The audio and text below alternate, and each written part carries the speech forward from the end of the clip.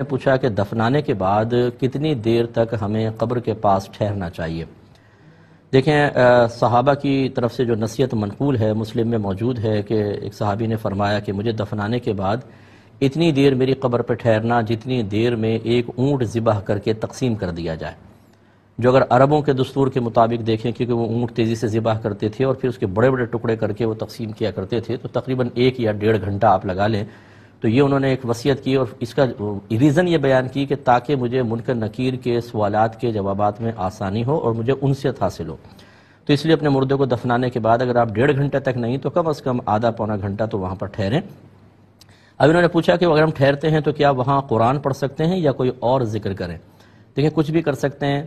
قرآن کی تلاوت زیادہ انسب ہے کیونکہ اللہ تعالیٰ کا کلام ہے اور بہت زیادہ باعث نزول رحمت ہے۔ اجتماعی طور پہ درود پاک بھی پڑھ سکتے ہیں، کلمہ پاک پڑھیں، یا نبی کریم صلی اللہ علیہ وسلم کی نعت مبارکہ بھی آپ پڑھ سکتے ہیں۔ تو اس طرح ذکر اذکار میں مشغول رہیں، فضول باتوں میں نہیں۔ لیکن انہوں نے اور پوچھا کہ کتنی آواز سے ہم وہاں پر پڑھیں تاکہ مردہ اس کو سنیں اور اس کو سکون ملے؟ دیکھیں، بس اتنی آواز سے تو آپ پڑھیں کہ آپ کے اپنے کان اس کو سن لیں، کیونکہ یہی پڑھنا کہلاتا ہے، اور اسی پڑھنے پر جو فضائل سرکار صلی اللہ علیہ وسلم نے پڑھنے کے بارے میں بیان فرمائے وہ اسی پڑھنے پر مرتب ہوتے ہیں۔ باقی مردے کی فکر نہ کریں۔ میرے آقا صلی اللہ علیہ وسلم ارشاد فرماتے ہیں کہ جب لوگ مردے کو دفنا کے چل پڑتے ہیں تو مردہ ان کی جوتیوں کی سرسراہٹ کو بھی سنتا ہے، تو وہ بہت دور تک سن سکتے ہیں، ان کے کان بہت تیز ہو جاتے ہیں بعطاء الہی۔ اسی لیے رحمت کونین صلی اللہ علیہ وسلم سے قبرستان میں جا کر سلام کرنا ثابت ہے۔ السلام علیکم یا اہل القبور، اے قبر والو تم پر سلامتی نازل ہو۔ اہل القبور فرمایا، اہل القبر نہیں فرمایا کہ صرف ایک قبر والے کو مخاطب کیا ہو۔ قبور، اہل القبور، تمام قبر والوں کو سلام۔ الف لام یا استغراقی مان لیں، تمام جتنے وہاں موجود ہیں ان سب کو۔ اس کا مطلب یہ ہوا کہ مردہ جو ہے وہ جب ہمارے روح جسم کی قید سے آزاد ہو جاتی ہے اس کے لیے دور و نزدیک یکساں سے ہو جاتے ہیں۔ تو آپ آہستہ بھی پڑھیں گے انشاءاللہ اس کو آواز پہنچے گی، سکون ملے گا۔ دیکھیں نا، نبی کریم صلی اللہ علیہ وسلم نے 2 مردوں پہ عذاب ہو رہا تھا تو آپ نے ایک تر شاخ توڑی، کھجور کی 2 ٹکڑے کیے، دونوں پہ قبر پہ لگا دیا اور فرمایا مجھے امید ہے جب تک یہ تر رہیں گی ان کے عذاب میں تخفیف رہے گی۔ علماء اس کی توجہ یہی بیان فرماتے ہیں کہ وہ ذکر الہی کرتی رہیں گی جب تک تر رہیں گی، اس سے مردے کو سکون ملے گا۔ تو مردہ جو مرنے کے بعد ان شاخوں کے ذکر سے بھی سکون حاصل کرے گا تو پھر سوچئے کہ آپ کا ذکر تو بدرجہ اعلیٰ اس کے کانوں تک پہنچ جائے گا۔ تو آپ بالکل پڑھیں۔ ایک یہ پوچھا کہ قبرستان میں 40 قدم چلنے کے بعد بعض اوقات دعا کرتے ہیں، یہ صحیح ہے؟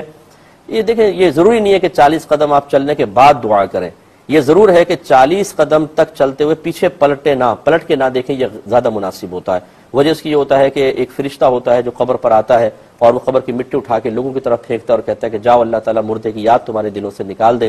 اس لیے آپ دعا مانگیں، جیسے دفنا کے دعا مانگیں اور پھر چلے جائیں، پھر پلٹ کے نہ دیکھیں، چلتے چلے جائیں، یہی بہتر ہے کہ ایسا نہ ہو کہ کوئی ایسی چیز منکشف ہو جائے یا اللہ تعالیٰ کے کرم سے یا عطا سے کہ جو ہماری زندگی کو بعض اوقات تنگ کر دیتی ہے، کیونکہ اس کی تجلی برداشت نہیں ہو پاتی۔ ایک ہی بہن نے فرمایا کہ بسا اوقات ایسے ہوتا ہے کہ اذان ہو رہی ہوتی ہے لیکن ہم استنجا خانے میں چلے جاتے ہیں، تو کیا اس طرح جانا مناسب ہے؟ دیکھیے، فقہا نے اس سے منع فرمایا اور اس کو بے ادبی قرار دیا، لیکن یہاں 2 صورتیں ہیں۔ ایک صورت یہ ہے کہ پیشاب وغیرہ کا بہت شدید غلبہ ہے، بہت ہی شدید، اور بار بار توجہ پیشاب کی طرف جا رہی ہے اور آدمی کو تکلیف اور اذیت ہو رہی ہے۔ ایسی صورت میں بالکل شریعت کی طرف سے اجازت ہے کہ چاہے اذان ہو رہی ہو آپ جا سکتے ہیں اور اس میں شرعاً کوئی بے ادبی نہیں ہے۔ اور ایک ہے کہ نارمل حالت میں انسان اتنا کوئی غلبہ نہیں ہے تو اس وقت پھر ہونا یہی چاہیے کہ اذان کو غور سے سنیں، اور اس کا اذان کا زبان سے جواب دینا مستحب ہوتا ہے، یعنی جو کچھ مؤذن صاحب کہہ رہے ہیں وہ آپ دہراتے جائیے تو یہ ایک مستحب کام پر عمل ہوگا۔ اذان کا فعلی جواب واجب ہے، یعنی فعلی جواب کا مطلب جماعت میں حاضر ہونا، وہ بھی مردوں پہ واجب ہے، لیکن قولی جواب دینا اذان کا صرف مستحب ہے۔ جواب دیں گے ثواب ملے گا، نہیں دیں گے تو کوئی گناہ گار نہیں ہوں گے۔ تو پھر نارمل حالت میں جب پیشاب کا اتنا زیادہ غلبہ نہیں ہے تو بہتر ہے کہ اذان غور سے سنیں اور اس کا جواب دیں۔ اس میں اس صورت میں کہ جب غلبہ کچھ بھی نہیں ہے لیکن ویسے سوچا یار چلو اذان ہو رہی ہے، اتنی جلدی جلدی جا کے میں استنجا کر کے آ جاؤں گا، جیسے اذان ختم ہوگی فوراً نماز شروع کر دوں گا، جلدی فارغ ہو جائیں گے، تو یہ اصل میں ایک نفس کی طرف سے انسان ایک نفس کو راحت دینے کے لیے، نفس کی ایک بات ماننے کی غرض سے دوران اذان استنجا خانے کے اندر جا رہا ہے، اور یقینی سی بات ہے وہاں بیٹھ کر اس خراب مقام پہ اذان کی آواز کان میں آ رہی ہے، پاکیزہ تصورات آئیں گے، تو یہ مناسب نہیں ہے۔ اگرچہ یہ بھی گناہ نہیں کہلائے گا لیکن بہرحال اس کو ایک بے ادبی ضرور لکھا ہے، تو اس لیے مناسب نہیں ہے کہ نارمل حالت میں دوران اذان استنجا خانے میں جایا جائے۔ کہتے ہیں کہ بچے کے کان میں، جو نومولود بچہ ہوتا ہے اس کے کان میں اذان نہ دینے کا کیا حکم ہے؟ کیا یہ اذان دینا لازم ہے؟ دیکھیں کوئی فرض یا واجب تو نہیں ہے، سنت کریمہ ضرور ہے، تاکہ پہلی آواز اس کے حافظے کے اندر، اس کے برین کے اندر جو محفوظ ہو وہ اللہ تبارک و تعالیٰ کا نام اور اذان کی آواز ہو، اس وجہ سے، اور اس میں برکت ہے اور نبی کریم صلی اللہ علیہ وسلم کا طریقہ رہا ہے، تو اس کو ترک جان بوجھ کر نہیں کرنا چاہیے، بہت بڑی محرومی کی بات ہے۔ ہاں لیکن یہ ہے کہ کوئی بھول گیا فرض کر لیں اور اذان نہ دے سکا تو یہ نہیں کہیں گے کہ وہ گناہ گار ہوا۔ یہ بھائی نے فرمایا کہ میں جوائنٹ فیملی سسٹم میں رہتا ہوں، میرے پاس جو حصہ مکان ہے بہت ہی کم ہے، ایک روم ہے اس میں بھی بچے سوتے ہیں، باقی کے پاس زیادہ ہیں، تو میں یہ چاہتا ہوں کہ میں چونکہ آمدنی کم ہے، میری زوجہ بھی میرے ساتھ جاب وغیرہ کریں اور ہم جلدی ارننگ کر کے اپنے لیے الگ گھر کا انتظام کر لیں، تو کیا حکم شرع ہوگا؟ یہ بالکل یہ ایک معقول عذر ہے۔ آج کل کے دور میں ایک کمرے میں گزارا کرنا، جبکہ بچے بھی ہوں، ہسبینڈ وائف ہوتے ہیں، ان کے مابین بہت سارے معاملات ہوتے ہیں، اور یقینی سی بات ہے کہ ایک روم میں پرائیویسی بھی نہیں رہتی آدمی کی، اور پھر آج کل گرمی کے معاملات، دیگر چیزیں، یہ ایک معقول شرعی عذر ہوگا کہ اگر شوہر باوجود کوشش کے اپنی آمدنی نہیں بڑھا سکتا تو زوجہ بھی ورک کر سکتی ہیں، لیکن یقیناً جب وہ جاب کریں گی تو ان کو شرعی تمام قواعد اور قوانین کا اہتمام کرنا ہوگا، ان کا لحاظ کرنا ہوگا۔ مثال کے طور پہ وہ برقعے میں نکلیں، راستہ پرامن ہونا چاہیے، جہاں پر وہ جاب کریں وہاں پر نامحرم کے ساتھ تنہائی وغیرہ نہ ہو، کوئی ایسا غلیظ قسم کا ماحول نہ ہو، کام بھی بالکل جائز ہونا چاہیے۔ اب فرض کر لیں کہ وہ ٹیچر ہیں اور ایسے اسکول میں ٹیچنگ کرتی ہیں جہاں بچیاں وغیرہ ہیں، تو بہت اچھی بات ہے کہ قریب وہ اس طریقے سے جاب بالکل کر سکتی ہیں، اور اللہ تعالیٰ آپ کی مشکلات کو حل فرمائے، تو اس میں شرعی لحاظ سے کوئی معاملہ نہیں ہوگا۔ آپ سے درخواست کہ چینل کو سبسکرائب کرنا مت بھولیے گا، بیل آئیکن پریس کیجیے، اگر آپ کو ویڈیو پسند آئے اسے لائک اور شیئر ضرور کیجیے گا۔ ایک یہ کسی نے کہا کہ کسی مسلمان کو اگر اللہ تبارک و تعالیٰ نے اپنے ازلی فیصلے سے جہنمی لکھوا دیا ہے تو کیا اس کی توبہ یا نیک اعمال اسے جہنم سے بچا سکتے ہیں یا نہیں؟ دیکھیں سب سے پہلے مسئلہ تقدیر کو سمجھنا چاہیے۔ اللہ تبارک و تعالیٰ کے جو ازلی فیصلے ہیں وہ دو طرح کے ہیں۔ ایک تو اللہ کا ازلی فیصلہ ہے کہ جو ہم پر مسلط شدہ ہے اس میں ہماری قدرت و اختیار کا بالکل دخل نہیں ہے۔ وہ مسائل ہوتے ہیں یا وہ چیزیں ہوتی ہیں جو کفر، اسلام، نیکی، بدی، صحیح، غلط، ہدایت، گمراہی کے علاوہ چیزیں ہیں۔ کون کب پیدا ہوگا، کہاں پیدا ہوگا، کس گھر میں پیدا ہوگا، کس کا بیٹا بنے گا، کس کا باپ، کس کی ماں، کس کی بہن، کتنے بچے ہوں گے، شادی کس کے ساتھ ہوگی، کتنا رزق زندگی میں ملے گا، یہ سب ایسی چیزیں ہیں جو مسلط شدہ ہیں۔ آپ کو مجھے عمل کرنے کا حکم ہے، محنت کرنے کا حکم ہے۔ بظاہر ایسا لگتا ہے کہ محنت کی زیادہ مل گیا، محنت نہیں کی کم ملا، لیکن حقیقتاً یہ تقسیم اللہ کی طرف سے پہلے ہو چکی ہے، یہ ہم اپنی کوشش سے کم یا زیادہ نہیں کر سکتے ہیں۔ اس پر دلائل ہیں بہت سارے، ابھی میں دلیل دینے کا کیونکہ ٹائم بھی نہیں ہے، تو اس میں آپ کے ذہن میں اگر اعتراض پیدا ہوتا ہے، کوئی حدیث آپ کے ذہن میں آتی ہے، اس کا بھی ایک جواب ہے، اس کا نچوڑ نکال کر میں آپ کو بتا رہا ہوں، تو آپ یہ اس کو قبول کر لیں تو بہتر ہے۔ اور باقی جو یہ ہدایت، گمراہی، نیکی، بدی کے مسائل ہیں، یہ ایسا نہیں ہے کہ اللہ تعالیٰ نے ایک شخص کو بھی پیدا نہیں کیا اس کو لکھ دیا جہنمی ہے، بس ایک کو لکھ دیا جنتی ہے، تو وہ اس طرح اللہ نے اپنا فیصلہ مسلط کیا ہو، یہ نہیں ہے۔ بلکہ علماء یہ فرماتے ہیں کہ اللہ تعالیٰ نے اپنے علم سے مخلوق کے پیدا ہونے سے پہلے یہ بات جانی کہ کون کس وقت کیا کر رہا ہوگا، اور وہ اپنے آخری وقت میں کون سے مذہب کو اختیار کر کے دنیا سے رخصت ہو رہا ہوگا۔ یہ اللہ کا کمال ہے کہ ابھی لوگ ابھی روحیں بھی پیدا نہیں ہوئی، اور اللہ تبارک و تعالیٰ نے لوگوں کے معاملات سب جانے اپنے علم سے اور وہ لکھ دیے۔ چنانچہ ایک شخص زید ہے مثال کے طور پر، اللہ نے اپنے علم سے جانا کہ یہ ساری زندگی اسلام پر قائم رہے گا، اور پھر یہ اسلام پر ہی دنیا سے رخصت ہو جائے گا، تو اس کو فرمایا فرشتوں سے لکھو یہ جنتی ہے۔ اسی طرح ایک شخص کو کہ وہ ساری زندگی اسلام پہ چلتا رہا، لیکن آخری وقت میں اس نے ارتداد اختیار کیا، اپنا مذہب تبدیل کر لیا، کافر ہو گیا، اور وہ کافر مرا، یعنی اپنے علم سے اللہ نے جانا کہ کافر ہو کے مرے گا، فرمایا لکھ دو یہ جہنمی ہوگا۔ ایک شخص سے پوری زندگی کفر پہ اس نے گزاری، لیکن آخری وقت میں اس کو ہدایت ملی، اس نے اسلام قبول کر لیا، اس کا انتقال ہو گیا، اللہ تعالیٰ نے فرمایا لکھو یہ جنتی ہوگا۔ اس کا مطلب یہ ہوا کہ یوں نہیں ہوا کہ پہلے لکھوا دیا اور مسلط کر دیا، بلکہ پہلے اپنے علم سے جانا، جس کا جو انجام اس کے قدرت اور اختیار سے اور اس کے تمام تر ارادوں کے ساتھ ہو رہا تھا، وہ رزلٹ اللہ نے وہاں لکھوایا ہے۔ اس کو آسان الفاظ میں سمجھنے اگر یہ پین 5 سال چل کر بند ہو جاتا ہے، کمپنی نے اتنی اس میں سیاہی ڈالی ہے، اب میں اس میں لکھ دوں یہ پین 5 سال تک چلے گا، تو بتائیں میرے لکھنے کی وجہ سے یہ پابند ہوا ہے یا پہلے چلنا تھا؟ تو یہ یہاں پہ ویسے ہی مسئلہ ہے۔ یوں ہی میں ایک مثال سے سمجھاتا ہوں کہ اگر ایک ویڈیو چل رہی ہو، میں اس پہ کاغذ قلم لے کے بیٹھ جاؤں، ایک شخص کو دیکھا وہ چل رہا ہے تو میں نے مستقبل کا یوں لکھا یہ چلے گا، پھر وہ گڑھے میں گر گیا تو میں نے لکھا یہ گڑھے میں گرے گا، پھر وہ باہر نکلا، جیسے ہی باہر نکلا گاڑی نے ٹکر ماری، اس کی ہڈیاں ٹوٹ گئیں، تو میں نے لکھا اس کی ہڈیاں ٹوٹ جائیں گی۔ پھر وہ ہاسپٹل میں گیا، موت و زندگی کی کیفیت میں رہا، تو میں نے لکھا ہے موت و زندگی کی کیفیت میں رہے گا، حتیٰ کہ اس کا انتقال ہو گیا، تو میں نے لکھا پھر یہ مر جائے گا۔ اب ایک دوست آیا، میں نے ویڈیو دوبارہ شروع سے چلائی اور میں نے کہا دیکھو تم اس کو پڑھتے جاؤ اور دیکھتے جاؤ۔ اس نے دیکھا یہ چلے گا، دیکھا تو وہ چل رہا ہے، یہ گڑھے میں گرے گا، پھر دیکھا وہ گر گیا، پھر وہ باہر نکلے گا، وہ باہر نکلا، اس کا ایکسیڈنٹ ہو جائے گا، ہو گیا۔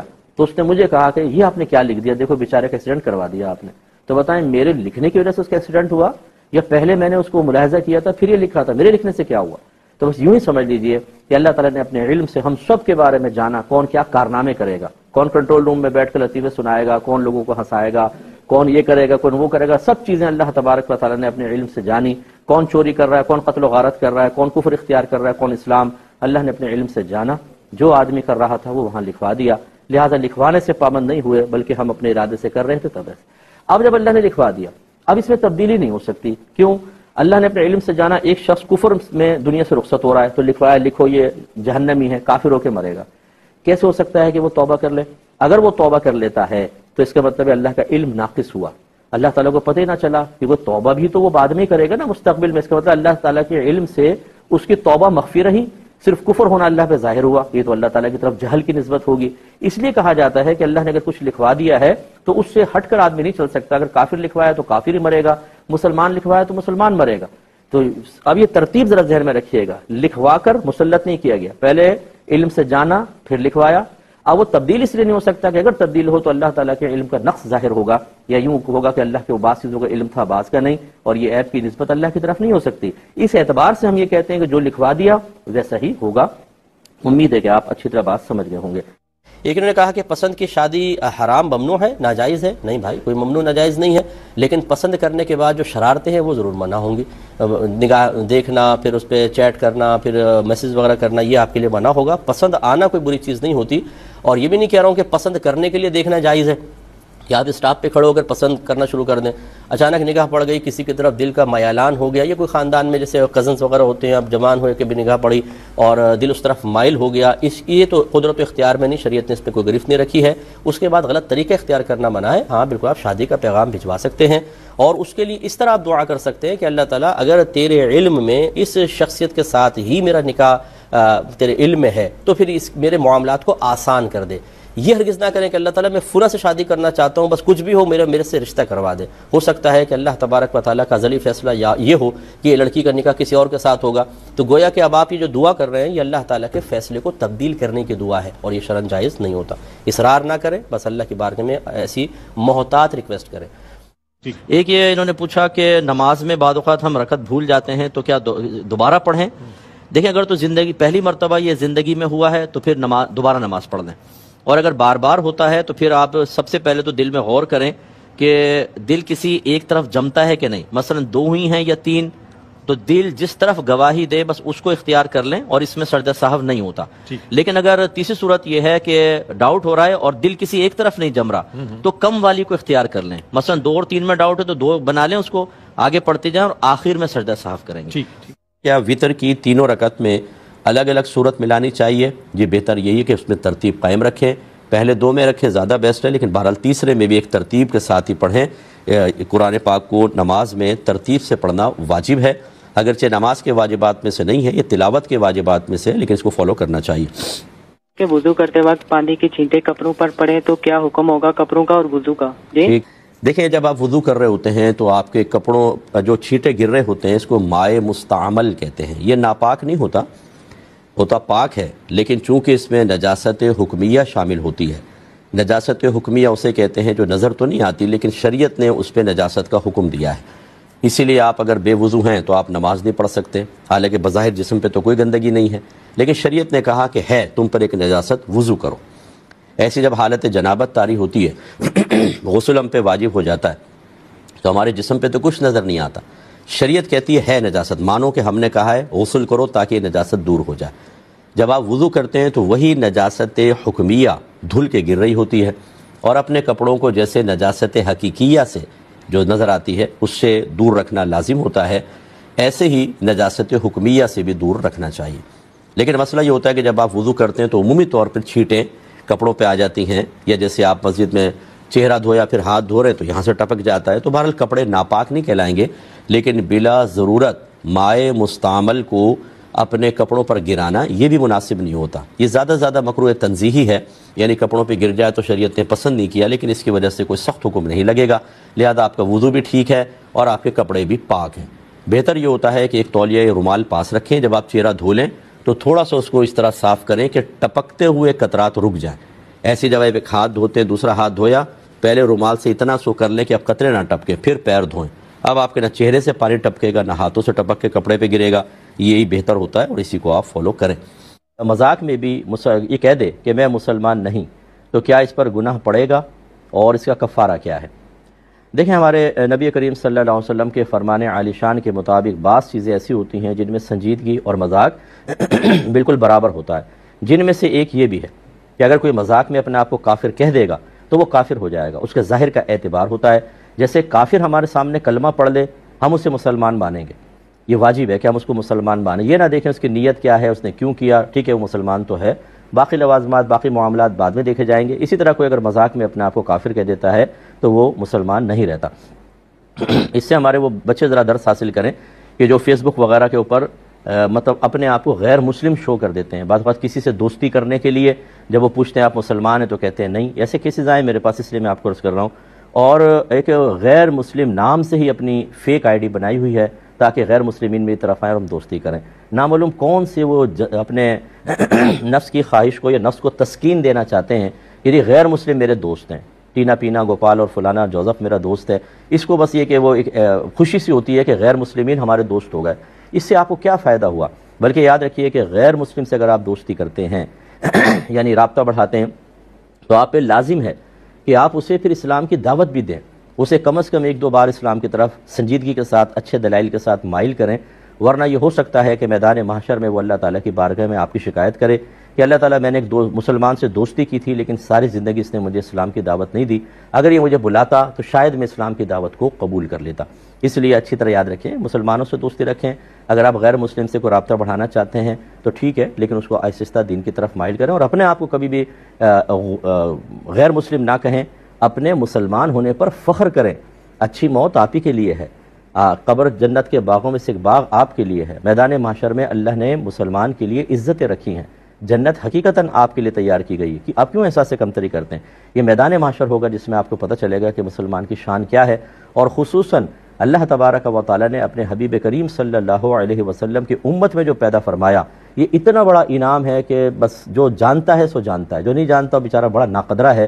میرے آقا صلی اللہ علیہ وسلم ارشاد فرماتے ہیں کہ بروز قیامت جب تک میں جنت میں داخل نہ ہو جاؤں، پچھلے تمام نبیوں پہ جنت حرام ہے، اور جب تک میری ساری امت داخل جنت نہ ہو جائے پچھلی امتوں پہ جنت حرام ہے۔ آپ کو VVIP پروٹوکول ملنے والا ہے، تو کس چیز کا احساس کمتری ہے؟ ایسا ہرگز نہ کریں، اور کیا ہے تو تجدید ایمان، تجدید نکاح کرنا ہوگا۔ دیکھیں، کہتے ہیں کہ اگر کسی نے فرض کی تمام رکعتوں میں سورت ملا لی تو کیا حکم شرع ہوگا؟ دیکھیں، فرض 2 رکعت میں تو ملانی ہوتی ہے، اگر 2 رکعت فرض آپ جیسے فجر کے پڑھ رہے ہیں تو الحمد کے بعد سورت دونوں کے اندر پڑھنی ہوگی، لیکن جب ہم 4 فرائض پڑھتے ہیں تو اس میں پہلی 2 میں سورت ملاتے ہیں، تیسری اور چوتھی میں صرف الحمد کا پڑھنا مستحب ہے، اور ہمارے فقہا نے یہ بھی لکھا ہے حدیثی کی روشنی میں کہ اس میں اگر 3 مرتبہ سبحان اللہ سبحان اللہ سبحان اللہ کہہ لیا جائے تو یہ کافی ہے، کیونکہ رحمت کونین صلی اللہ علیہ وسلم سے تیسری چوتھی میں قرات کی تلقین منقول نہیں ہے، اور ہماری والدہ سیدہ عائشہ صدیقہ رضی اللہ تعالی عنہ نے مصنف ابن ابی شیبہ کی روایت کے مطابق یہاں پر ذکر الہی کا بھی مشورہ عنایت فرمایا، تو لہٰذا خلاصہ کلام یہ ہے کہ فرض کی تیسری اور چوتھی میں سورت کا مطالبہ نہیں ہے، صرف الحمد کے پڑھنے کو مستحب قرار دیا ہے، لیکن یہ نہیں فرمایا کہ اگر الحمد کے ساتھ سورت ملاؤ گے تو سجدہ سہو ہو جائے گا، لہذا اگر کوئی الحمد کے ساتھ سورت بھی ملا لیتا ہے تو زیادہ سے زیادہ خلاف مستحب ہوا۔ مستحب کہتے ہیں اس کام کو جو کرنا اچھا ہو، اس کے خلاف کرنا شریعت نے پسند نہ کیا ہو، لیکن یہ ناپسندیدگی اتنی زیادہ نہ ہو کہ انسان گناہگار ہو جائے، تو ہم گناہگار تو نہیں ہوں گے، لہٰذا افضل یہ ہے کہ صرف الحمد شریف پڑھی جائے، لیکن اگر کوئی چاروں میں ہی صورت ملا لیتا ہے کہ پہلی 2 میں تو واجب ہی تھی، آخری 2 میں نہ پڑھنا مستحب تھا، لیکن اس نے پڑھ لی تو خلاف مستحب ہوا، گناہگار نہیں ہوگا، لیکن بہتر تھا کہ نہ پڑھے، تو اس لیے 2 رکعت میں ہی پہلے پڑھیں اور تیسری چوتھی میں صرف الحمد شریف پڑھنا افضل ہے۔ ایک انہوں نے فرمایا بھائی نے کہ مثلاً کوئی مغرب کی نماز پڑھ کر سو گیا، آنکھ لگ گئی اور آنکھ کھلی عشاء کی اذان کے بعد، تو کیا اس کی نماز قضا ہو جائے گی؟ یعنی عشاء کی نماز، تو ایسا بالکل بھی نہیں ہے. دیکھیں عشاء کا وقت مغرب کے وقت کے ختم ہونے کے بعد شروع ہوتا ہے اور سحری کے ختم ہونے تک باقی رہتا ہے. پوری رات عشاء کا وقت ہے. تو اگر آپ اذان کے وقت سوتے بھی رہے تو آنکھ کھلی تو عشاء کے وقت میں ہی کھلی ہے نا. اذان کے وقت میں جاگا ہونا تو کوئی شرط نہیں ہے. تو لہٰذا عشاء کا وقت باقی ہے, آپ نماز پڑھیں. ہاں اگر جماعت خدا نخواستہ نکل گئی کوئی بات نہیں, نماز تو ادا کرنا آپ پہ فرض ہی ہے. اکیلے پڑھیں گے لیکن پڑھیں گے ضرور, یہ قضا نہیں کہلائے گی. خان صاحب کہتے ہیں کہ ہم نے تو پہلے نہیں سنا تھا کہ فاتحہ کے بعد جب سورت پڑھتے ہیں تو اس سے پہلے بسم اللہ الرحمن الرحیم پڑھی جاتی ہے. اب ہمیں ایک نئی بات پتہ چلی ہے کہ بسم اللہ بھی پڑھنی ہوگی. تو دیکھیں یہ آپ کی کوتاہی ہے خان صاحب کہ آپ نے اس کو پہلے نہیں سنا تھا. یہ تو سنت ہے کہ الحمد سے پہلے بسم اللہ الرحمن الرحیم پڑھی جائے, اور مستحب ہے کہ سورت سے پہلے بھی بسم اللہ پڑھی جائے. سنت کا مطلب جو نبی کریم سے ثابت چیز ہوتی ہے, اور مستحب کا مطلب اچھا عمل ہے, پسندیدہ ہے. اگر نہیں بھی کرے تو خیر نماز آپ کی ہو جائے گی, لیکن پسندیدہ ہے کہ آپ سورت سے پہلے بھی بسم اللہ الرحمن الرحیم پڑھیں. تو اب آپ اس کو سیکھ لیں. یہ کہتے ہیں کہ زید نے اپنے دوست سے مذاق سے یوں کہا, یار میرے لیے ایک غیر مسلم لڑکی دیکھ, میں بھی غیر مسلم بن جاؤں گا, کیا حکم شرع ہوگا؟ دیکھیں یاد رکھیں کہ ہمارے مذہب اسلام کی روشنی میں بعض چیزیں سنجیدگی میں جو حکم رکھتی ہیں, مذاق میں بھی وہی حکم رکھتی ہیں. ان میں ایک کفر بھی ہے, دوسرا نکاح ہے. اگر مذاق میں نکاح کیا تب بھی ہو جائے گا. طلاق بھی اسی میں ہے کہ طلاق بھی ہو جائے گی. تو اس لیے مذاق کے اندر اگر کسی نے یہ کہا کہ میں غیر مسلم ہو جاؤں گا تو یہ گویا کہ کفر پر رضا کا اظہار کیا گیا, اور رضا بالکفر کفر, کفر پر راضی ہونا بھی کفر ہوتا ہے. چاہے وہ لاکھ کہے کہ میرا ارادہ ایسا نہیں تھا, میں تو مذاق کر رہا تھا, لیکن وہ دائرہ اسلام سے خارج ہوگا. اسے تجدید ایمان اور تجدید نکاح کرنا ہوگا. تو اس لیے ایسا کوئی بھی مذاق نہ کریں. خدا را جتنے ہمیں نوجوان بچے بچیاں دیکھ رہے ہیں خاص طور پر, انہیں چاہیے کہ اس قسم کے مذاق کو اپنی زندگی میں شامل نہ کریں جس سے آپ کے ایمان کو ہی خطرہ پڑ جائے.